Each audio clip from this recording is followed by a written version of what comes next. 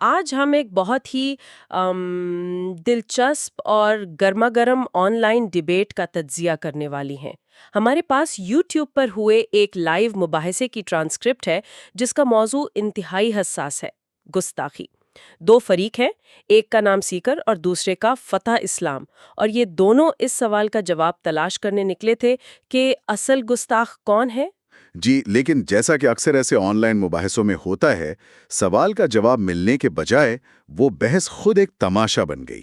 ہمارا مقصد یہاں یہ فیصلہ کرنا نہیں کہ کون صحیح تھا یا کون غلط، بلکہ یہ سمجھنا ہے کہ اس طرح کی بحثیں چلتی کیسے ہیں، ان میں حکمت عملی کیا ہوتی ہے اور نفسیاتی داو پیچ کیسے استعمال کیے جاتے ہیں۔ بالکل۔ تو آئیے شروع کرتے ہیں۔ بحث کا آغاز ہی بڑا عجیب تھا۔ فتح اسلام نے سیکر سے ایک مطالبہ کیا۔ انہوں نے کہا کہ وہ ایک تحریری حلف نامہ دیں کہ ان کے کچھ بیانات گستاخانہ نہیں تھے۔ یہ تھوڑا عجیب نہیں؟ لائیو بحث میں تحریری حلف نامے کی کیا ضرورت ہے؟ یہ بہت ہی آپ کہہ سکتے ہیں کمال کی شروعاتی چال تھی۔ بحث کے مواد پر آنے سے پہلے ہی انہوں نے طریقہ کار پر ایک دیوار کھڑی کر دی۔ اس سے دو فائدے ہوتے ہیں۔ پہلا، آپ اپنے مخالف پر شروع سے ہی ایک دباؤ ڈال دیتے ہیں کہ وہ آپ کی شرائط پر کھیلیں، اور دوسرا، آپ دیکھنے والوں کو یہ تاثر دیتے ہیں کہ آپ کا مخالف اتنا ناقابل اعتبار ہے کہ اس کی زبان پر بھروسہ نہیں کیا جا سکتا۔ اچھا، تو یہ ایک نفسیاتی کھیل تھا کہ پہلے ہی اسے ایک دفاعی پوزیشن میں دھکیل دو، اور ظاہر ایسے کرنے سے انکار کر دیا۔ انہوں نے کہا کہ یہ بچوں والی باتیں ہیں اور لائیو بیٹھ کر بات کرنا ہی کافی ہے۔ تو پھر کیا ہوا؟ کیا وہ گھنٹوں اسی بات پر بحث کرتے رہے؟ بالکل، کافی دیر تک بحث اسی ایک نقطے پر پھنسی رہی۔ ایک طرف سے کہا جا رہا تھا آپ لکھ کر دیں گے، اور دوسری طرف سے جواب آ رہا تھا کہ یہ وقت کا ضیاع ہے۔ سننے والوں کے لیے یہ حصہ شاید کافی بورنگ ہو، لیکن دراصل یہیں پر دونوں فریق ایک دوسرے کے صبر کا امتحان لے رہے تھے۔ وہ دیکھ رہے تھے کہ کون پہلے جھکتا ہے۔ جی، کون پہلے جھکتا ہے۔ اور پھر اس تعطل کے بعد ایک ایسا موڑ آیا جس نے سب کو حیران کر دیا۔ بتائیے اس بارے میں۔ جی، یہ اس بحث کا سب سے ڈرامائی لمحہ تھا۔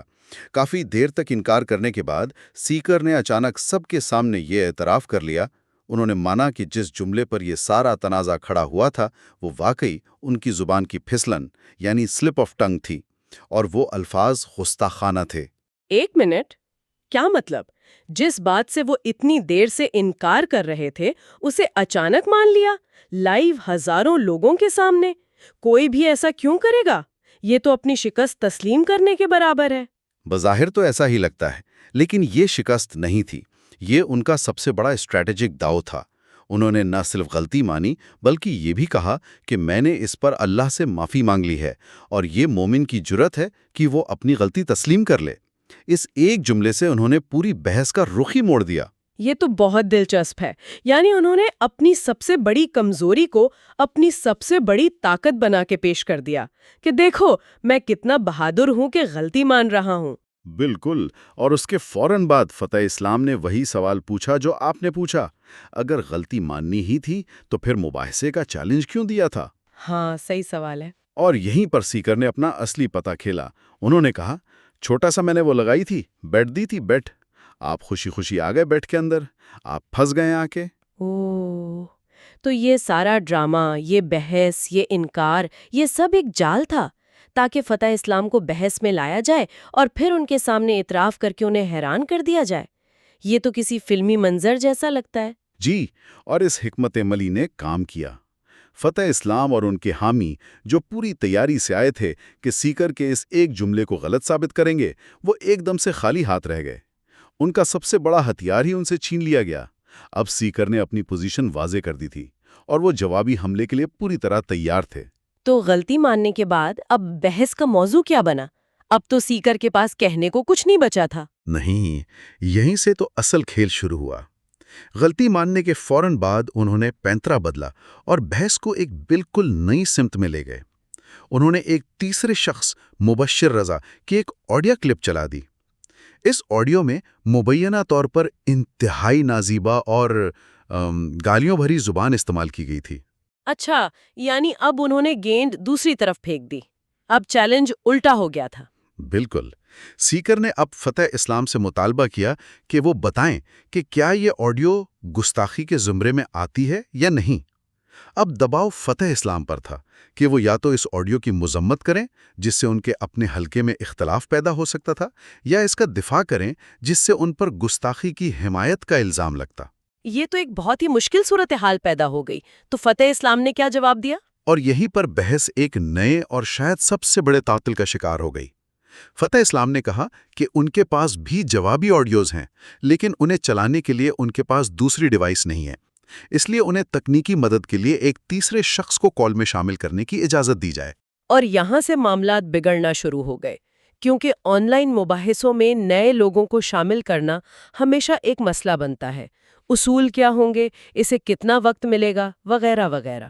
جی ہاں، اور اس ایک ٹیکنیکل مسئلے پر بحث اتنی لمبی اور پیچیدہ ہو گئی کہ اصل موضوع کہیں پیچھے رہ گیا۔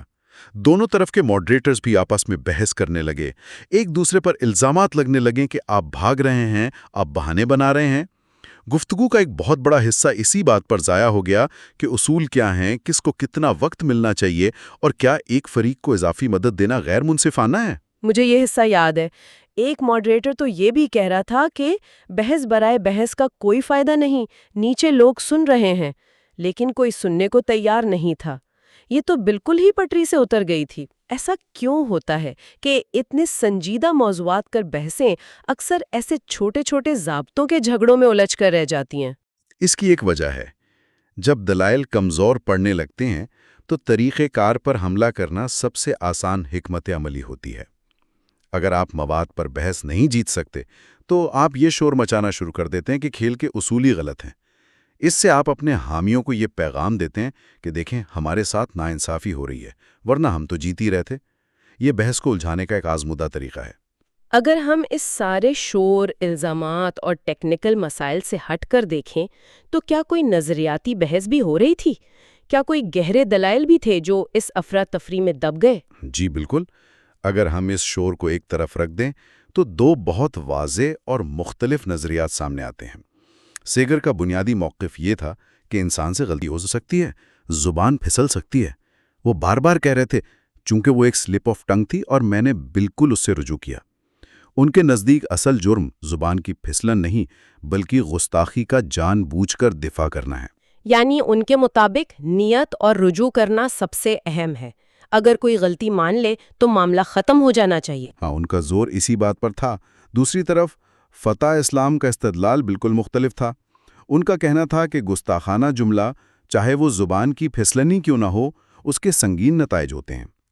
وہ سائیکر کے اعتراف کو ہی ان کے خلاف استعمال کر رہے تھے کہ اگر رجوع کر لیا تو چیلنج کس بات کا دیا تھا۔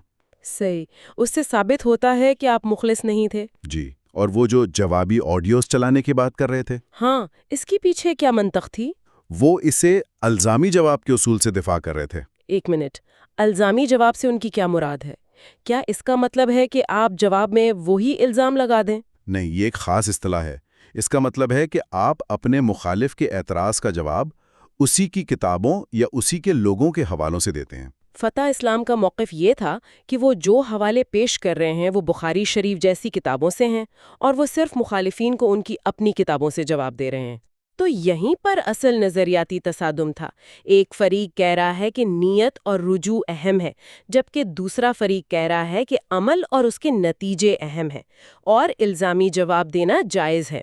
بالکل، اور یہ بحث پھر ذاتیات سے نکل کر گہرے عقائد تک پہنچ گئی۔ سیکر کا الزام تھا کہ الزامی جواب کے نام پر انبیاء کی توہین کی جا رہی ہے، جبکہ فتح اسلام کا موقف تھا کہ وہ صرف اصول کے تحت حوالے پیش کر رہے ہیں۔ اس مقام پر گفتگو کا مقصد سچائی کی تلاش نہیں رہا، بلکہ صرف اور صرف اپنے مخالف کو غلط ثابت کرنا رہ گیا تھا۔